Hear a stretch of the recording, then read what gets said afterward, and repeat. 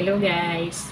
Sa video ito guys, no, pag-uusapan naman natin yung regarding sa relihiyon. Kung kailangan nga ba nating umanib sa relihiyon para maligtas tayo. Relihiyon nga ba ang makakapagligtas sa atin guys? Kasi marami ang naloko dito, no? Kasi ito yung isa sa kasinungalingan na itinatak ni Satan sa utak ng mga tao, di ba? Na kailangan umanib sa mga relihiyon para maligtas daw. Alam niyo ba kung bakit ito ginagawa ni Satan? Kasi nga, sa panahon ngayon, di ba, ang daming relihiyon na nagsusulputan. Tapos, yung mga tao naman, basta-basta na lang umaanib sa mga relihiyon, hindi kinikilatis kung talagang totoo ba yung relihiyon na inaaniban nila. Hindi nila alam, yung iba kulto pala. Mga kulto na yan, ang tinuturo niyan, hindi yan commandments ni God. Kung hindi, wala sa Bible ang turo nila. 'Di ba? Para lituhin yung mga tao. Tingnan niyo nga kung gaano kasinungaling ito si Satan. Yung ano natin, no? Itatakil natin dito sa Bible, no, kung talagang relihiyon nga ba ang makakapagligtas sa atin, no? Kung talagang kailangan ba nating umanib sa mga relihiyon para tayo ay maligtas. Hindi porkit hindi porkit umanib tayo sa relihiyon, hindi porkit nagsisimba tayo sa sa araw ng sa Sabbath day, maliligtas na tayo, kasi malinaw na nakasaad sa Bible na hindi ganoon ang paraan ng kaligtasan natin, no? Kasi nga, 'di ba, sa history ng hindi porket ka religious ka, hindi porket simba ka ng simba, ligtas ka na, ma-inherit mo na yung kingdom ni God. Kasi nga sa history sa Bible, kung sino pa yung mga religious na people, 'di ba, sino pa yung chief ng priest, siya pa yung nag-akusa kay Jesus, di ba? Sila pa yung, kung sino pa yung mga religious na tao, sila pa yung nagpako kay Jesus Christ sa cross, di ba? Dahil inakusahan nila si Jesus Christ ng blasphemy, dahil nga tinawag niya yung sarili niya na anak ng Diyos, tinawag niyang ama yung Diyos na makapangyarihan sa lahat, kaya inakusahan siya ng blasphemy. Dahil mga judgmental sila, ginajudge nila si Jesus. At saka, kasi si Jesus Christ, di ba, nagpipreach siya kahit Sabbath day. Inaakusahan nila na daw yung nilabag niya yung kautusan sa Bible na gawing holy yung Sabbath day. Wala kang dapat gawin sa araw na yon, kasi nga Sabbath day nakalagay, di ba, kautusan ni God na pag Sabbath day, kailangan wala kang gagawin kahit gawin mong holy yung Sabbath day, di ba? Nila yon, inakusa nila kay Jesus yon na nilabag niya yung nasa 10 commandments. So tunayan natin dito sa Bible na hindi yung pagiging religious natin, hindi yung relihiyon ang makakapagligtas sa atin. Kasi dito basahin natin yung Mark chapter 7 verse 6 to 8. Itong verse na ito ang sagot ni Jesus Christ sa mga taga-Pharisee at saka mga Jewish people na kinu-question nila si Jesus Christ, kasi nakita nila yung mga disciple ni Jesus na kumakain, na nakakamay sila pero hindi pa sila naghugas ng kamay. Kinu-question nila si Jesus Christ na bakit daw hinayaan niya na yung mga disciple niya kumakain, hindi pa nakapaghugas ng kamay. Nilabag daw nila yung tradisyon ng mga nakakatanda. Diba? Anong sagot ni Jesus Christ dito? Sabi niya dito sa Mark chapter 7 verse 8 to 6, he replied, Isaiah was right when he prophesied about you hypocrites. Sabi niya, as it is written, these people honor me with their lips, but their hearts are far from me. They worship me in vain. Their teaching are merely human rules. You have let go of the commands of God and are holding on to human traditions. O diba, ibig sabihin nito, kasi nagprophesy si Isaiah na daw na mga ipokrito daw yung mga religious people na yun, mga hypocrite sila, na ang sabi dito, itong mga religious people na ito, wino-worship nila si Jesus Christ sa pamamagitan ng salita lang nila, wala sa gawa, pero yung puso nila malayo kay Jesus. Hanggang salita lang yung pag-worship nila, wala sa gawa. Nag-worship sila sa kasalanan. Ang mga turo nila hindi commandments, kung hindi tradisyon, human rules, yung rules ng mga tao, di ba? Kasi wala naman sa Bible na hindi ka pwedeng kumain hanggat hindi ka naghugas ng kamay mo kasi tradisyon ng ng mga nakakatanda nakalagay ba sa Bible yan, 'di ba? Hindi. Kaya ito yung sagot ni Jesus Christ na daw yung tradisyon na yon, hindi yon kautusan ng Diyos, wala yun sa Bible. Kaya hindi yun dapat ang sinusunod, 'di ba? Yung mga ipokrita yung mga tao. Kunyari, mga religious sila, 'di ba? Kunyari, mga religious sila, maka-Diyos sila, win-worship nila si God, pero hanggang salita lang pala ang pag-worship nila, malayo yung puso nila, nagpapaniwala sila sa mga tradisyon or sa mga sa mga pamahiin, 'di ba? Na hindi naman yun sa Diyos yung mga tradisyon na yan. Rules lang yan ng tao. 'Di ba? Patunay na talagang hindi yung pagiging religious natin, hindi yung pagsimba-simba natin tuwing araw ng simba ang makakapagligtas sa atin, guys. Although guys, pinag-uutos naman sa atin ng Diyos na kailangan nating magsimba kasi 'di ba nakalagay naman 'yan kasama sa 10 Commandments na sa Exodus chapter 20 verse 8 nakalagay dito, remember the Sabbath day, keep it holy. Ibig sabihin nito, itong Sabbath day na to, dapat ilaan natin tong araw na to, yung oras natin, itong Sabbath day na to, araw ito ng pag-worship natin kay God, yung oras natin, yung panahon natin, ilaan natin kay God. Kasi ito ang ito ang utos keep it holy. Ibig sabihin, magsimba tayo, or mag-preach tayo ng mga gospel, or magbasa tayo ng mga words ni God, di ba? Keep it holy. Kailangan yung natin, yung oras natin ito sa kanya natin ilaan, di ba? Kasi nakasaad nga dito sa na to, sa Bible na to, na sa araw na to wala tayong dapat gawin, di ba? Kung hindi ang oras na mag-focus tayo kay God. Kasi 'di ba? Kailangan nating magsimba para mag-worship kasi yung simbahan naman yun naman talaga ang lugar para mag-worship tayo. At kailangan nating magsimba para magkaroon tayo ng fellowship sa mga kapwa natin na mga God believers, 'di ba? Kasi sa simbahan andoon nagtitipon-tipon ang mga God believers para mag-worship. Tsaka sa pamamagitan ng pagsisimba, may papakita natin yung pagmamahal natin kay God. Nagsisimba tayo, 'di ba? Publicly nakikita tayo ng ng kapwa natin na mga believers na andun tayo, present tayo para i-worship kay God. Yun yung isa sa paraan natin para maipakita natin sa Diyos yung pagmamahal natin sa Kanya sa pamamagitan ng pagsimba, pag-worship sa Kanya, 'di ba? Yun lang yung purpose kung bakit kailangan nating magsimba. Pero hindi yan ang magiging daan para sa kaligtasan ng tao. Tapos ang nakalagay pa dito, kapag tayo naman daw nagsimba, kapag tayo daw ay nagdasal, huwag daw tayong ipokrito. Nakalagay dito sa Matthew chapter 6 verse 5.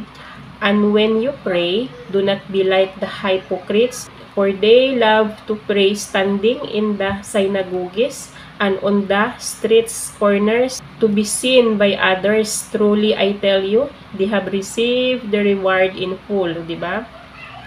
Kapag mag-pray daw tayo, magsimba daw tayo, magdasal tayo, huwag daw tayong ipokrito. Kasi 'di ba, nakita nyo naman sa simbahan yung iba, nakatayo lang nasa labas, hindi naman pumapasok sa simbahan, 'di ba? Andoon sa mga kalsada para makita ng ibang tao na sila ay nagsisimba, kaipokritahan, pakitang tao lang, wala sa puso nila yung pagsisimba nila, 'di ba? Kahit gusto lang nila magpakitang tao para sabihin na sila ay nagsisimba tuwing Sabbath day, para sabihin na sila ay makadiyos, para sabihin na sila ay religious, pakita lang nila sa tao, 'di ba? Huwag daw tayong ipokrita. Kung magsimba man tayo, mag-pray tayo, mag-focus tayo kung anong intensyon natin doon sa pagpipray natin, 'di ba? Kung magpapasalamat tayo or mahihilingin tayo, 'di ba? Or maghihingi tayo ng tawad sa mga kasalanan natin, doon tayo mag-focus, hindi tayo mag-focus sa pakikipag lang, yung pakitang tao lang na para lang para i-show lang natin yung sarili natin na nasa simbahan tayo pero yung loob natin malayo, 'di ba? Ito yung ibig sabihin ng verse na ito.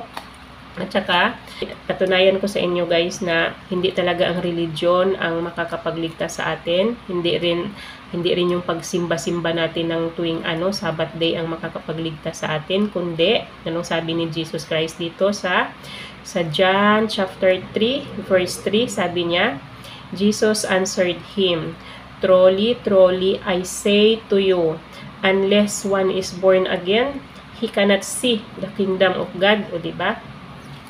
Ano sabi dito? Para maligtas tayo, para makita natin yung kaharian ni God, para makarating tayo doon sa kaharian ni God, di ba? Ano sabi ni Jesus dito? Kailangan natin maging born again.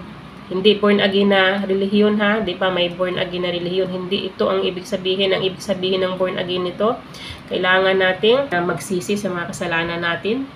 Magbalik loob tayo sa Diyos Ama na makapangyarihan sa lahat, di ba? Tanggapin natin si Jesus Christ sa buhay natin. Sumampalataya tayo sa Diyos, di ba? Ito yung ibig sabihin nito, yung tunay na pagsisisi na ibig sabihin kung magsisi kayo sa mga kasalanan nyo, talagang kalimutan nyo na o talikuran nyo na ang paggawa ng kasalanan. Ito ang ibig sabihin ng born again, parang ipinanganak kang muli, di ba? Born again, yung magiging sinless ka. Mga bagong panganak, di ba, katulad sa mga sanggol, di ba, mga sinless sila, di ba, kasi wala pa silang kasalanan, mga ano pa sila mga sanggol pa sila di ba, parang ganun ang ibig sabihin nitong Bible verse na ito, para tayo maligtas, be born again daw, kailangan maging sinless tayo, kailangan mabura yung mga kasalanan natin. Paano nga ba mabura ang mga kasalanan natin kung hindi pa tayo nagsisisi sa mga kasalanan natin hanggang ngayon, or kung nagsisisi man, ginagawa ulit, hindi ganun yung tunay na pagsisisi, guys. Tulad ng sinabi ko sa inyo, kung kayo ay interesado sa pagsisisi, guys, talagang kung kayo ay magsisi, humingi ng tawad sa Diyos, kalimutan or talikuran nyo na ang paggawa ng mga kasalanan na to, na ihiningi nyo na ng tawad, napatawad na kayo ng Diyos, di ba? Kapag humingi kayo ng tawad, inaccept nyo si Jesus Christ sa mga buhay nyo, kasi si Jesus lang ang daan para sa kaligtasan. Kailangan i-accept si Jesus Christ. Maniwala kayo, sumampalataya kayo kay Jesus Christ na siya ang tagapagligtas natin. Dahil sa finished work niya sa cross, kaya maliligtas tayo sa mga kasalanan natin, di ba? Yun ang paraan para tayo ay maligtas, hindi yung pag-anib-anib natin, pagsanib natin sa mga relihiyon na yan, di ba? At hindi yung pagsimba-simba natin. Although, utos siya ng Diyos na kailangan magsimba, pero hindi doon manggagaling ang kaligtasan natin. Hindi yun ang paraan para maligtas tayo. Kailangan lang nating sumunod sa commandments ni God, di ba? Kasi utos niya sa atin di ba? Utos niya sa atin na kailangan nating magsimba. Kailangan nating mag-worship sa Kanya. Kailangan nating magtipon-tipon para sa fellowship ng mga kapwa believers, di ba? Yun lang yun, guys, pero hindi yun ang daan para sa kaligtasan. Tapos, anong sabi dito? Kapag kayo under flesh, anong sabi dito? Sa Romans naman, chapter 8, verse 6 to 6, for the set the mind on the flesh is death, but to set the mind on the spirit is life and peace. For the mind that is set on the flesh is hostile to God, for it does not submit to God's law. Indeed, it cannot. Those who are in flesh cannot please God. O diba? Yung mga yung mga namumuhay under flesh, yung mga namumuhay sa mga sinful nature, yung gumagawa ng yung mga nagpapahalaga sa mga material na bagay, di ba? Under flesh, yung namumuhay tayo sa mga sinful nature natin, sa mga earthly desires natin dito sa earth. Yun yung tinatawag na flesh, di ba? Kung namumuhay ka under flesh, ang parusa sa'yo ay kamatayan, death, di ba? Hindi mo ma-inherit yung kingdom ni God kapag ikaw ay namumuhay ka pa hanggang ngayon under flesh. At saka kung ang mind mo naman daw nakaset sa spirit, idudulot nito ay ng buhay at saka katahimikan, eternal life ang idudulot nito kung talagang doon nakaset yung mind natin. At kasi anong sabi dito? Yung daw namumuhay under flesh, hindi daw nila mapiplease si God kahit hindi nila makuha yung attention ni God, yung love ni God wala sa kanila, kasi nga namumuhay sila sa earthly desire nila, which is yung earthly desire ay hindi yan sa Kanya. Lahat ng mga material na bagay, hindi kay God yan, kay Satan yan. Yun lang yung panglinlang ni Satan sa inyo para magkasala kayo sa Diyos, di ba? Nililinlang kayo, parang inaakit kayo ni Satan sa mga material na bagay, sa mga magagarang bagay na yan, para ay ang focus nyo doon sa mga material na bagay, hindi kay God, di ba? Para magkasala kayo, para ay hindi nyo ma-inherit yung kingdom ni God, hindi kayo magkaroon ng eternal life. Kasi si Satan, naghahanap yan siya ng magiging karamay niya doon sa hell kasi alam niya yung place niya o yung lugar niya sa hell. Kaya ginagawa niya, naghahanap siya ng mga maraming tao na idadamay niya doon sa papuntang hell. Kaya yun talaga ang niya, nililinlang niya yung mga tao sa pamamagitan ng mga material na bagay na to. Kaya kayo, guys, huwag kayong magpapaloko sa devil, kay Satan. Huwag kayong magpapaloko, huwag kayong magpapalinlang, di ba? Huwag kayong magpapaniwala sa kasinungalingan ni Satan. Kung gusto nyo na balang araw ay ma-inherit nyo yung kingdom ni God, magkaroon ng eternal life. Yun ang masarap na buhay, yung eternal life, di ba? Wala nang kamatayan doon. Puro sarap na lang doon, wala nang kamatayan, wala nang pahirap doon sa eternal life, doon sa kingdom ni God, di ba? Kung kayo gusto nyo magkaroon ng eternal life, kung gusto nyo makapunta sa kaharian ng Diyos, kaya ano pang dapat nyong gawin, guys, no? Be born again na. Umpisahan nyo na yung pagiging born again nyo, guys. Huwag na kayong pa tumpik-tumpik pa, di ba? Huwag na kayong magdadalawang isip pa kung gusto nyo talaga ng eternal life. Ngayon pa lang, be born again.